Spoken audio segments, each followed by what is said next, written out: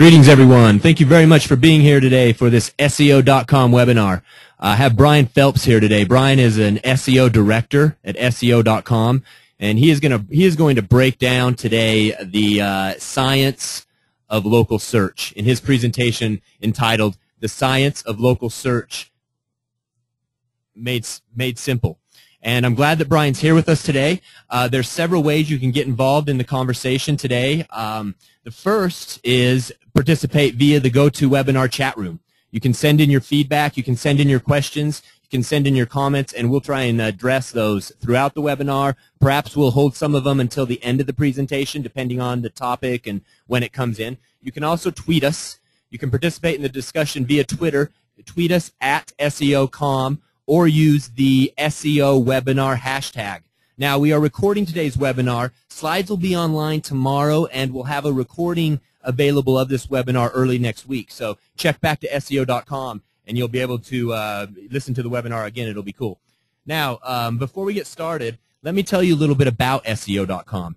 SEO.com is a search marketing agency that increases your online visibility to help customers find your business easier. Search engine optimization benefits any company interested in surging sales. Whether you are a small business, nonprofit organization, or a Fortune 500 company, SEO.com works with them all. To learn more about what SEO.com can do for your business, visit SEO.com and simply enter your company URL in the provided field. Click Go, and we'll provide you a free instant website report for you to review. It'll give you a lot of great information that you probably weren't already aware of. All right, let's get started with today's webinar. Again, I've got Brian Phelps here. He's an SEO director at SEO.com. He's a local search expert, and I believe he's prepared a great presentation for you today about the science of local search, breaking down what you need to know, what you should be paying attention to, and why you should care about this. How you doing, Brian? Thanks for being with us. Hey, I'm doing really good, Pat. Glad to be here. Do you want to set your presentation up a little bit before we get started? Yeah, definitely. We do a lot of local search here. I've been involved with local search since about 2007, pretty much nonstop since then. So we're kind of going to walk you through kind of A to Z almost, pretty much everything you need to do to kind of get listed in those local results, whether you're an individual business owner, have multiple locations, or a large Fortune 500 business with a lot of local locations. That sounds awesome. Let's kick it off with looks like getting set up. Just the early stages of this. Yeah, so we kind of start off step one. It's sometimes it's not always the most exciting step, but getting set up, kind of laying the groundwork for what that campaign is going to be. So we'll go on to the next one. So first of all, what we do is we just want to track everything. The great part about online marketing is that you can do that. So we usually recommend, again, for a lot of small businesses, using Google Analytics. It's free. It's pretty simple, easy to use. This screenshot here is a dashboard from Google Analytics. Shows you everything from how many people are coming to your website, where they came from, whether it be search engines or a referral from a website, bounce rates, just everything you can imagine, and probably more than most people can fully comprehend. Beyond that, with Google Analytics, what we do is we recommend you set up goals. This is a good way to kind of track your progress, see how you're doing month over month or compared to last year. So some examples of a goal for maybe a local business would be, did someone contact you from your website? So that would be a good example. And if you know what that lead is worth to you, you can actually assign a value to that. So you can kind of track your campaign. So if you're spending $500 on an SEO campaign with that goal value, what kind of return are you getting on that? And so we can track everything to that kind of level and try to determine an actual ROI from a lot of different sources, whether it be SEO or paid search, any other kind of online advertising you're doing. Now, this seems like some great information you're going to present today, Brian. Again, just to reiterate, you're not speaking to some large corporation that has a giant marketing budget. You're speaking to small business owners with this. You're speaking to local companies that want to be found by all their customers in their area that are looking for businesses in the neighborhood. Yeah, exactly. And this is, again, free. It's available to anyone. It's a lot more advanced than we see a lot of small businesses using now, but once you get it set up, you'll regret not having it set up in the past. Again, just easy to use, and it's great to have that tracking for the rest of your business. Awesome. The next place we'll kind of track is the Google Places dashboard. So some basic information, Google Places recently switched to what they call Google Plus Local, but a lot of the back-end work is still done on Google Places as far as administrating things for a business owner.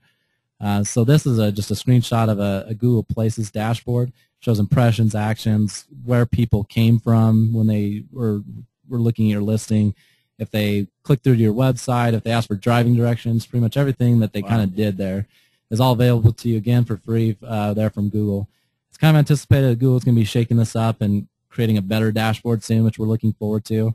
The information they provide now isn't 100% accurate because they change their listings a lot. So we're hopefully in the next 6 to 12 months or so, we're really hoping for a new dashboard. This is amazing. What a powerful marketing tool.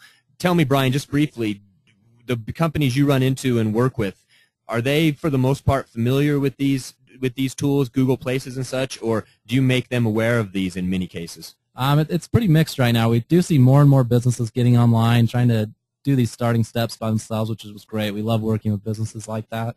We find that a lot of them don't have the time right now to check back on these things.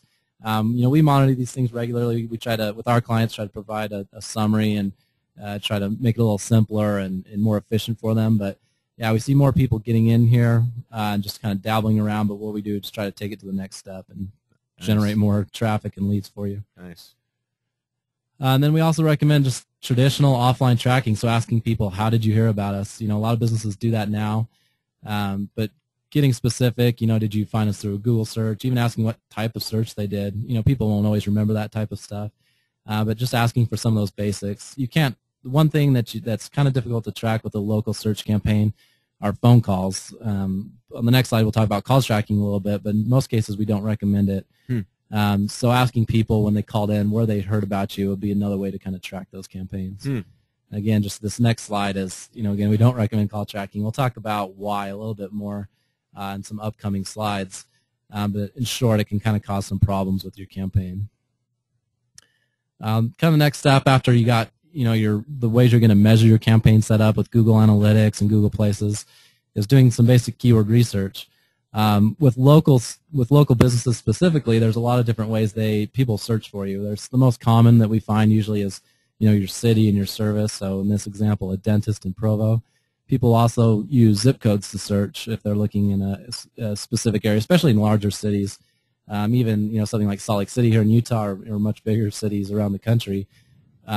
If I'm in one area of Salt Lake City, a zip code is going to be a little bit more local and more specific for me than the whole city.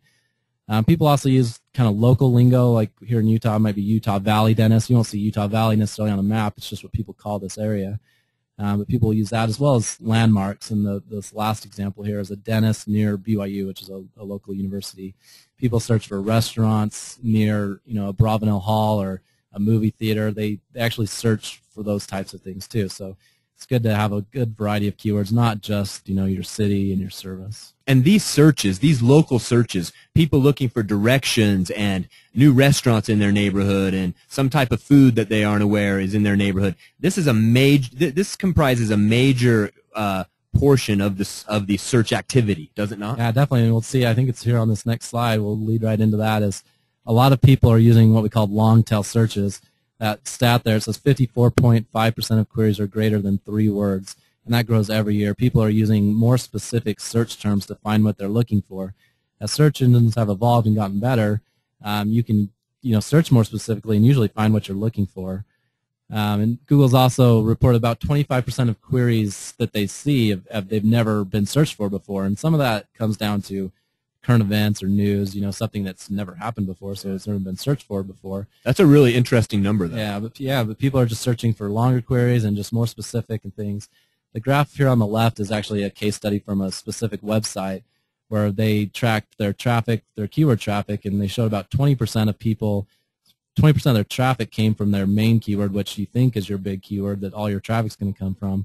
But in reality, about 80% of the traffic really came from those long tail searches. Yeah. So we recommend, Interesting. we do that research up front. We want to know what, a good group of people are searching for. And a lot of the long tail search stems from those head terms. Sorry, I know you hit on it, but just in case anyone isn't totally familiar, can you say what long tail is again? Can you give us an example? Yeah. So long tail searches are longer, multiple words, more specific searches. Nice. So again, the head term in this example that we might look at is, a Provo dentist.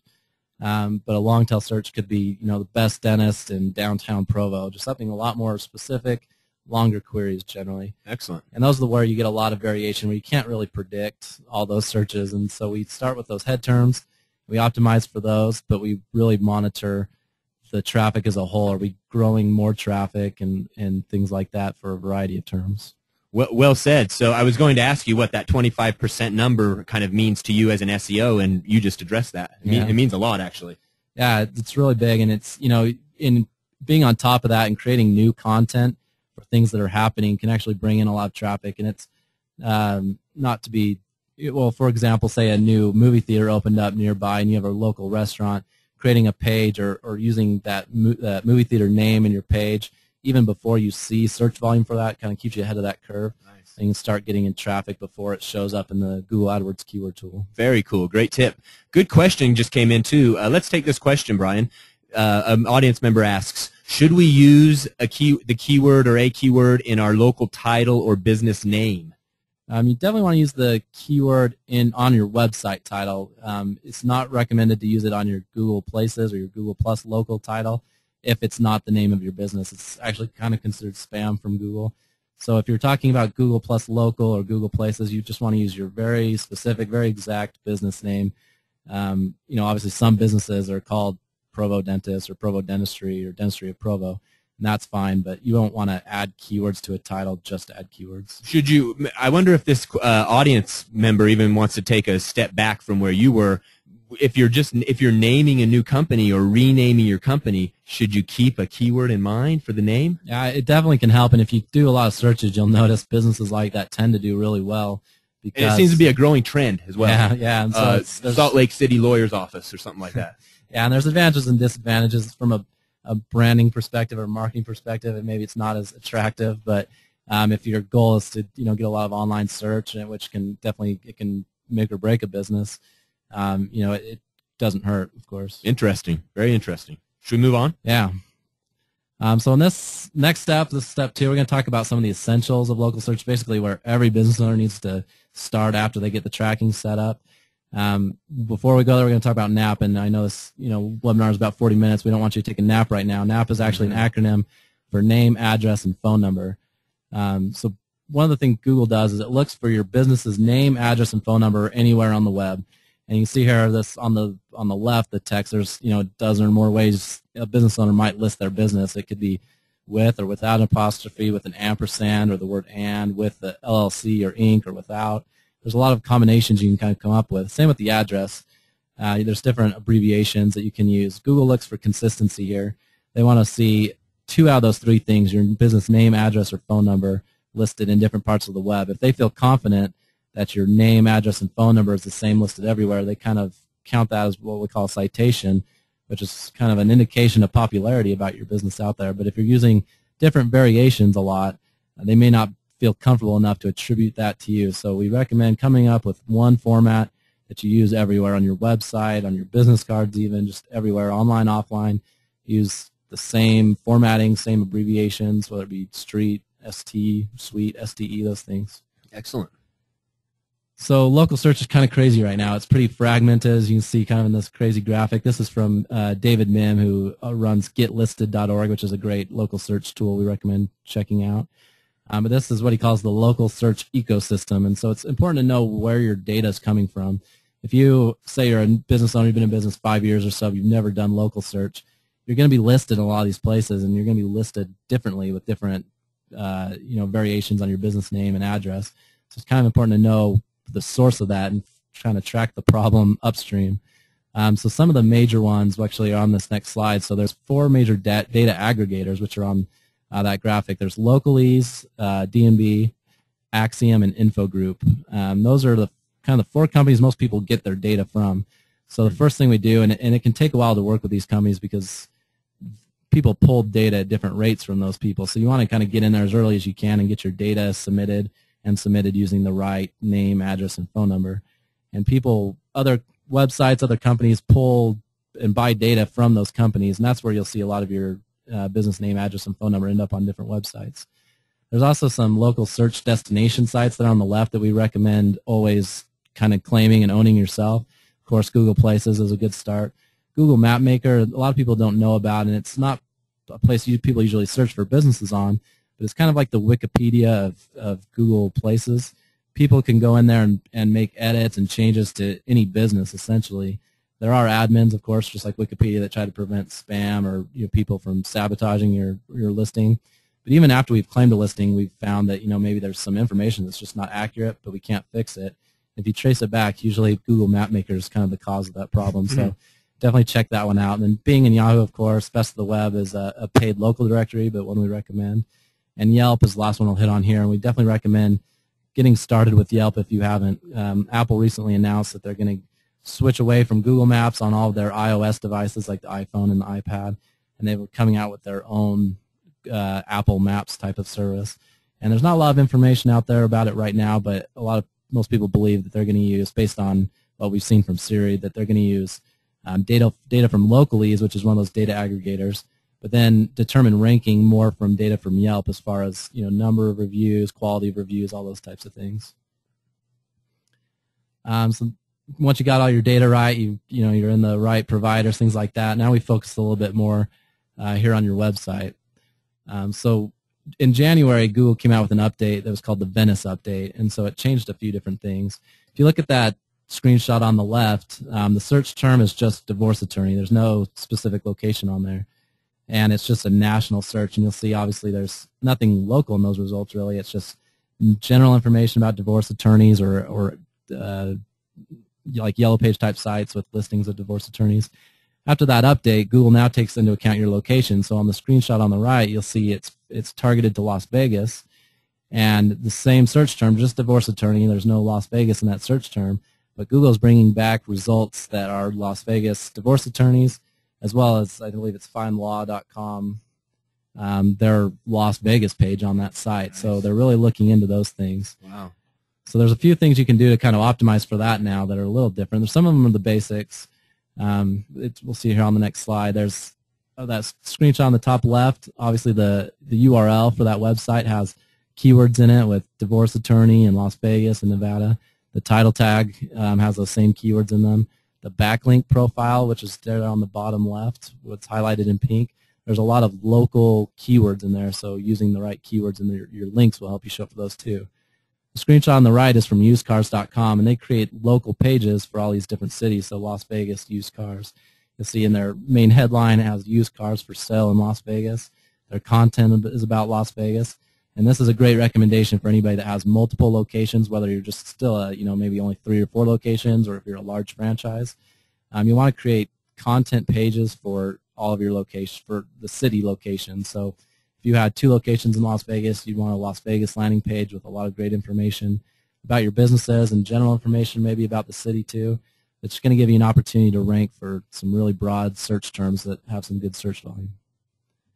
Hey, let me jump in here, Brian. This is a great presentation, and you're moving pretty quickly because I know you have a lot of information to present in a pretty limited amount of time. So I want to let everybody know that if he moves past something too quickly and you have a question, please send in your questions to us via Twitter. You can tweet us at SEO.com, or you can use the GoToWebinar chat room. You can send in your questions via the chat room. Tweet us at SEO.com, or use the SEO webinar hashtag.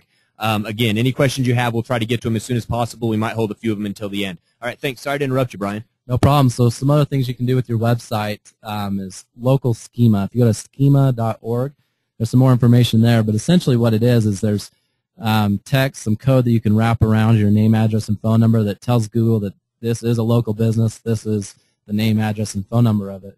There's 2 benefits to doing that. First of all, just having your name, address, and phone number crawlable by search engine spiders on your website is beneficial. If you see on that screenshot on the left, it can actually kind of pull a map into your search results. Some of the benefits of this, and I don't have numbers necessarily for local search, but on any time your listing stands out a little bit from the other links that are on a Google search results page, it tends to get more attraction, more eyes on it, and usually more clicks to it too. So back in that January update, the Venice update is what it was called, they also started showing more blended search results. So if you look back a year, 2 years ago, and you did a search for Provo Dentist, you usually would see the normal search results and then maybe a 7-pack of local search results. Google's now kind of mixing those together. So the top example there, that's the #1 result, is a dentist website, and that's the title tag from his website and his web address. It's also pulling in his maps information, like you see that A with the circle there from the Google Maps. Has his address, phone number, also a link to see his reviews. And then the two listings below that are just the normal, regular SEO results. And so Google's now kind of separating some of those results, and they're showing them a little differently. So you can't just do maps optimization anymore. You have to be doing traditional SEO as well as maps optimization. They've tied those together. Local SEO used to consist mostly of maps optimization. That's kind of the terminology is kind of all over depending on who you talk to, but when we talk about local SEO, we're talking about everything we can do online basically to help your business. So it's traditional SEO with your website, your title tags, things like that, links to your website.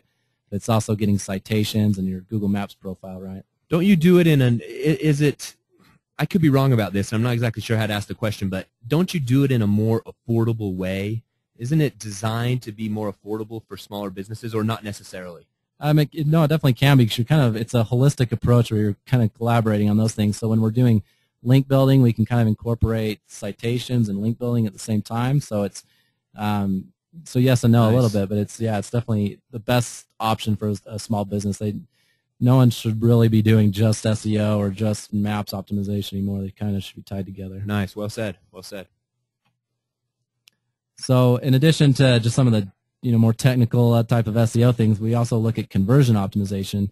At SEO.com, we always try to get as much traffic as we can to a business owner's website, but we also want to help them turn that traffic into business, into leads, into phone calls. So some of the things we always recommend, of course, for local conversion optimization is having your phone number very prominent in the top right corner with some calls to action around it. Get a free quote, those types of things. Also having contact forms easily available almost on any page. Most people have a contact page, which is great. If someone really wants to contact you, they're going to dig in and find a way to do so. But we want to make it as easy as we can for people. If they're just looking at some of your work, a portfolio of work you've done, we don't want to make them click through any more than they have to contact you. So we always recommend that. We also recommend giving them incentive to contact you. If you're a dentist, there's a great example of that is offering free teeth whitening for new clients and having them use maybe a code. That's another way you can kind of track your SEO campaign. When someone calls in recording that, nice. Check that one up too. They called from the website. That's awesome. Hey, do you want to take a question? Yeah. We might have, maybe we went by this topic too quickly. Jessica is in the crowd, and she asks, Brian, what is maps optimization? Do you want to give her a brief rundown of that? Yeah, so if we go back a couple of years, like I mentioned in the search results, you would see just local results mixed in with the traditional SEO results. So if you clicked on them, it took you to Google Maps. It didn't take you to the business owner's website. So with maps optimization, that's optimizing your Google Places listing and getting citations only. And then there was also a separate piece of that, which was just regular SEO, which is optimizing your website, getting links to your website, things like that. And now they just kind of married those together. Excellent. We've got some other questions coming in too, but I want to hold these. I want to hold a couple of these until the end. So let's move on. Along the same lines or did I move forward? No, this is good. Along those lines of conversion optimization, just some kind of stats behind those. 60% of someone did a study of a bunch of small business websites, and 60% didn't have a phone number on their homepage, which obviously can be an issue. 75% didn't have an email address anywhere on their website, and 66% didn't have a contact form on their website. So it seems kind of obvious, and a lot of small business owners, build a website once. They don't do this for a living type of a thing. Yeah. And so you're focusing more on the design and the aesthetics, but we obviously want to make sure we make it easy for people to contact us. The stuff you're talking about is actually, as far as conversion and such goes, you kind of learn at times in SEO that there are things that go further for conversion optimization than a nice design. Design's important. We always, of course, we want an updated, current design. People sometimes people will judge your business based on that, especially if you're doing, if you're a home builder and you have a really old website that may, reflect badly on you. So design's important, but you kind of have to incorporate design as well as conversion. You can't just do one or the other. Nice. Then this is a step beyond SEO, but we try to, again, just help our clients make the most out of that website traffic. So this was a study done by MIT with InsideSales.com, and they did a study on web contact forms, so people that filled out a web contact form saying, please call me back, or I want more information. And it's pretty common sense that, yeah, if you call someone back sooner, you're more likely to get that business. If I call them back today, it's going to be, a better situation than in 5 days. But it's kind of even more extreme than that. They found that you're 100 times more likely to speak with a lead if you call them within 5 minutes versus just 30 minutes. So, speed is just very, very important when it comes to contacting people. That same study, they found that 43% of the people that they filled those forms out didn't even respond to their form, which we see, unfortunately, all too often with small businesses. They're not, at their computer all day. They're not online all day. So, sometimes it's hard to get to those web contact forms. And another stat with that is 78% of the sales went to the first company that responded to them. So not necessarily the first company that they contacted, but the first one that contacted them back. So it's really important to kind of be that first one to do it. Especially with a lot of small businesses, if you're a car service or a plumber and it's more of an emergency situation, the sooner you can contact them, obviously, the more likely you are to kind of get that business. And there's a lot of solutions for people if you don't have a large small business. If you are a plumber and you're on a job, you can't respond in 5 minutes, there are some options for that. There's call answering services that will, that learn about your business. They can answer questions for people calling in. They can work with your calendar and actually schedule appointments for you, do all those types of things. So obviously a cost to that, but we feel that you're going to make your money back if you're able to respond to those inquiries a lot faster. It's great advice. Great statistics too. Okay, next step is getting citations. So we've talked about citations a little bit. That's your name, address, and phone number listed around the web. That's on this slide here, and this is an example of a citation on City Search. So this is for Rebath of Utah. That's the company name, and then their name and phone number, and that's what Google would look at and consider a citation. So where do you get citations? We've talked about this a little bit. So if you submit your business data to some of those major aggregators like Localese and InfoGroup, they're going to submit your data out to a lot of different Yellow Page type of sites, and so naturally you're going to get citations that way. People, again, buy that data all the time to populate specific directories, like a directory of dentists and things like that. So those are some basic ways. If you're in a more competitive space, you have to kind of take it a step further to get more citations, and that's, we'll see here on the next slide. So local citation. So KSL.com is a local news station. There's a lot of opportunities to get stuff that's very local to you in a citation, as well as industry directories. So AVO is a directory for lawyers and health professionals. It's kind of a directory on steroids a little bit. It gives ratings that from your colleagues as well as clients. The lawyers can communicate, can do Q&A on the website. So it's a very popular directory that people actually go to before they go to Google sometimes to find a lawyer. So you've also, in addition to just the general directories like Super Pages or Yelp, there's some more niche, whether it be your industry or your location directories that you can target as well. There's also what they call unstructured citations. So the Yellow Page sites are pretty obvious. Those are your name, address, and phone number. That's the whole purpose of it. But Google crawls the whole web and they look for information everywhere. So this is a listing on Craigslist. The company name is the Massage Cabin, and they also have their address listed in there. It's possible that Google will pick this up and count this as a citation.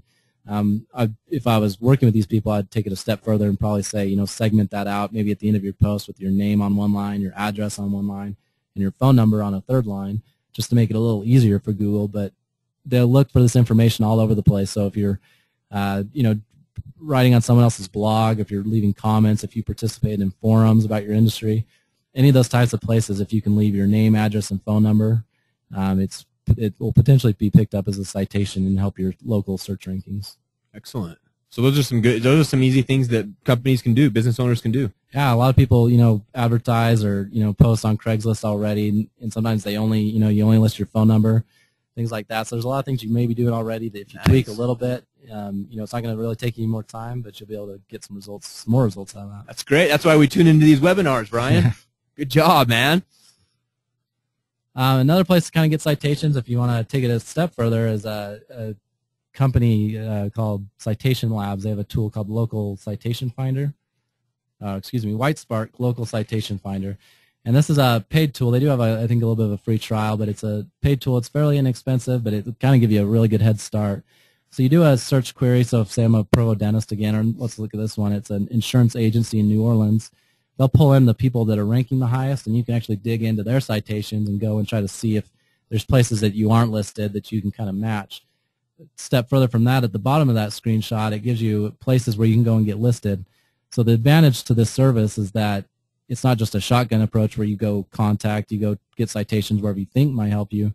These are the ones that your competitors have that are ranking really well, so these are going to be more important to start with. Kind of match what your competitors are doing and then take it a step further and outrank them by getting more. Step 5 we look at is reviews. So reviews are an interesting part of the local search ranking algorithm. As an agency, we can kind of help do that a little bit, but ultimately it comes down to you and your clients kind of working together to get those reviews. One of the benefits of reviews, there's kind of 2 benefits we look at. On the left, you'll see kind of the scores that people are getting there. So it's going to, obviously, it's going to influence people's decision on who to call. So we always recommend getting reviews because it's going to, especially good reviews, of course, because it's going to create that sense that people are going to want to call you versus a competitor. On the right side of that screenshot, you'll see the quantities of reviews. So these are the people that are ranking well for Orem dentists. The first listing has 30 reviews, the second has 49. So it's not just a quantity game.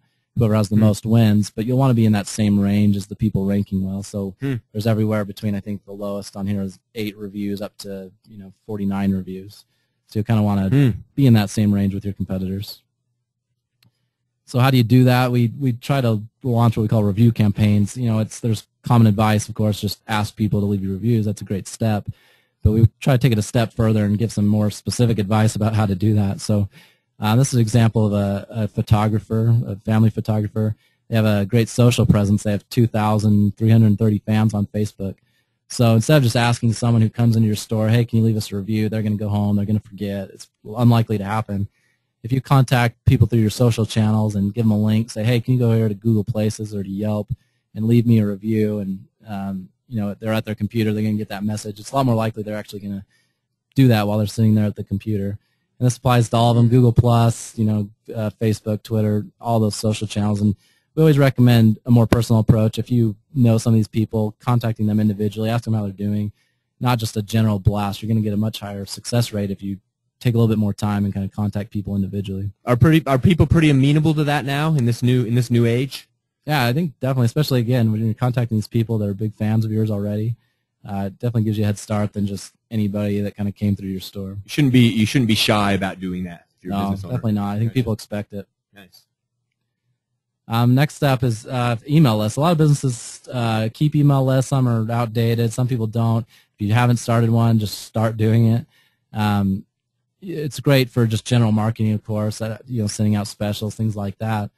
You can also kind of segment that email list to ask for reviews. So, for example, take all your people that have Gmail addresses and ask them to go leave you a review on Google Places. People maybe that have Yahoo addresses, send them to Yelp, things like that. We recommend spreading out your reviews across different sites because people go to Yelp to search for businesses, so you, of course, want to have reviews there as well. So it's good to kind of spread them out and do it that way. Now, a few questions have been submitted. We have a few slides left in the webinar, and then we'll get to the questions. If you want to submit a question, please do. You can do so via the GoToWebinar chat room. Send us in a question that way, or do it on Twitter. Tweet us at SEO.com or use the SEO webinar hashtag. Sorry. Send those questions, and we'll be getting to those in just a few minutes. All right, Brian.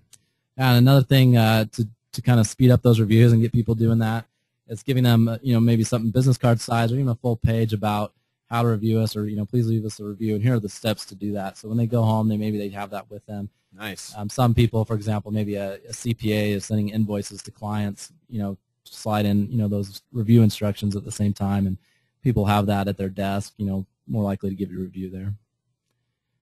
And the last step, one thing that we touch on is social and local and how those are starting to tie together a little bit more. Social on its own is, of course, a great way to get more leads and make connections, things like that. But one thing that we'll touch on mostly is just Google plus local. So Google, like I mentioned, is merging local search in with their social product. So it's Google plus, of course, is a social network. It's kind of your online identity as far as Google's concerned. And they're also kind of forcing people to become social and share things. So if you look at this screenshot, when you leave a review, you have to have a Google Plus account now, and you have to use your real name. You can't use fake names anymore. You can't kind of hide behind that. So nice. It's forcing people, again, to leave. It's a way for them to prevent spam, of course. It also makes it a little harder for certain types of industries to get reviews, and in general because people have to have a Google Plus account. If you're a DUI attorney or things like that where people maybe aren't wanting to tell the world that they use your service, it's going to make it a little more difficult to get those reviews. At the same time, when you do leave a review, it plugs it into your Google Plus feed. So imagine if you left a review for someone and then it published it on Facebook automatically. That's kind of the same situation here. So what we kind of expect, it's not happening yet, but maybe what we kind of expect to happen in the future is that Google's going to change those search results based on your circle. So if, for example, if I'm looking for an Orem dentist and Pat left a review of an Orem dentist, it's maybe going to be likely that that dentist is the first search result, and then the normal search results after that. So getting reviews has because somebody had reviewed the dentist. Yeah, exactly. Someone you're friends with, and will influence the search results. Interesting. Yeah, so there's a lot of advantages to getting a review, and especially on Google Plus now. There's again, this isn't happening yet, but it's something that's kind of just seems like the next logical step. Huh. That's awesome. So that kind of summarizes what we kind of see from kind of A to Z of getting those results. Of course, the first step is the research and setup, making sure you're set up to track everything properly. Of course, you want to make sure you're getting a return on your investment doing that, using the right keywords. Second step was owning your data, making sure that all the sources of data are accurate and you're publishing things everywhere. Third step is kind of focusing on your website, making sure your website's optimized for local keywords, things like that, as well as conversion. Fourth step is getting more into the citations and getting citations from structured sources as well as unstructured sources. Step 5, getting reviews, and this is again where you work with your clients to try to get people to take the time to go online and leave you a good review.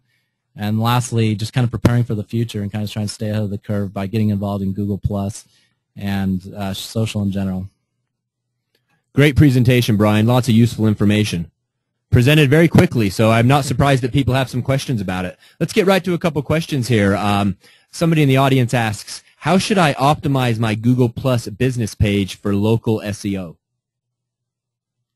So Google Plus, when it first launched, shortly after it first launched, had just traditional business pages, similar to a Facebook business page. They also now have Google Plus local pages. Google is going to merge those together in the future. They've started doing a little bit of that. So your business will just have the one page. So it'll be more like Google Plus local, I think, than it will be your traditional just Google Plus business page. So some of the general optimization tips for that, of course, is use your right business name. Don't try to stuff keywords in there. One of the biggest factors is the categories you select. They give you up to 5 options for categories. You want to use every single one of those. The first one, you have to use one of the predefined categories, but beyond that, you can kind of freeform type in what you want there. Just use specific categories, kind of keywords that you want to rank for, but one tip on that is just don't use location keywords in there. So if you're a divorce attorney, just put divorce attorney in the category. Don't put Utah divorce attorney, because they kind of look at that as a spam tactic too, and it'll probably hurt you more than it'll help you. Great, well said. Now, this is an interesting question for a discussion about local search, but I'm wondering if myself and this gentleman's wondering if there's anything that applies.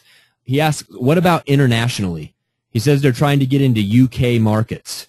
If you're targeting different countries, do you build pages for those countries as well, he asks? Yeah, if this is more of a web-based service, maybe we can get some follow-up on that, but if, say, for example, it was you offered a product or service that you wanted to show up better for in the UK.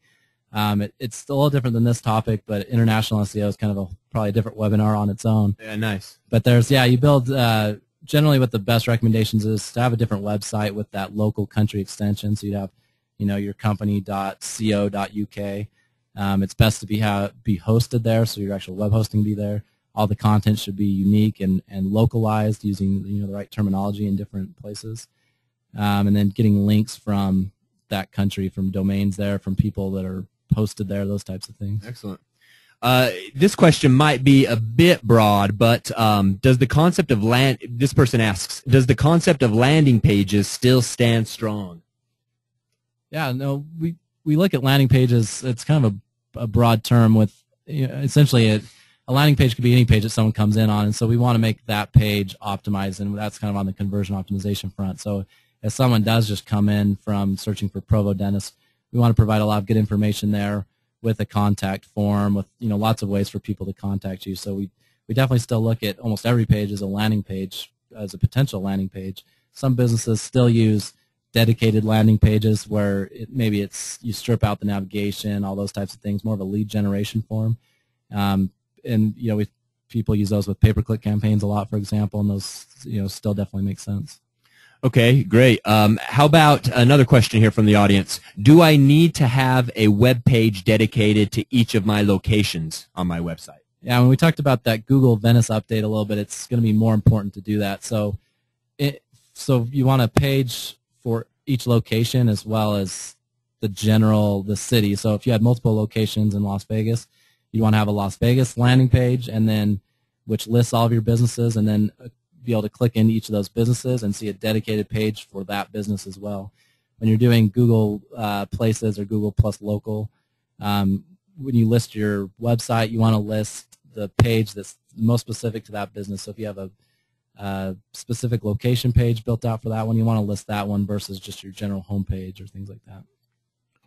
Thanks, everyone, for being with us today for the webinar. Brian Phelps did a great job. Brian is a director of local search at SEO.com. His contact information is on the screen right now, and I believe if they have any questions, you welcome email, do you not, at bphelps@SEO.com? Yeah, B for Brian and PHELPS@SEO.com. We're happy to answer anything. Now, that's great. That was a great presentation. I'm sure you'll have some questions. Several people have asked about the slides and the recording. We will have the slides available tomorrow, and we recorded this webinar, so a recording will be available early next week. So if you check back to SEO.com, you'll be able to check that out. You'll be able to listen to the webinar again or check out the slides. We have one more question, made it in just under the buzzer here. Your thoughts on including a map on the home page, Brian? If it works into the design, things like that, I think that's fine. Wouldn't say it always has to be there. Definitely on a contact page, I think it makes a lot of sense. But yeah, if you can work it in there, it definitely isn't going to hurt anything. So thanks again, everybody, for all your questions. I appreciate Brian being here, and please visit SEO.com. You can check out this webinar. You can check out past webinars there. You can visit our blog. Lots of tips, lots of information about the latest trends in search engine optimization and internet marketing. And you can also, most importantly, request a free instant website report. Just go to the website, put your URL in the request space there, and get some information about what you're doing wrong, what you might be doing right. We can provide you a free instant website report that will provide a lot of great stuff that you probably weren't aware of. So thanks again, everybody. We appreciate all the kind words coming in about the webinar. I agree, Brian did a great job, and we had a nice crowd. As always, we appreciate everybody being here. We're going to have our next webinar, I think, on July 26th.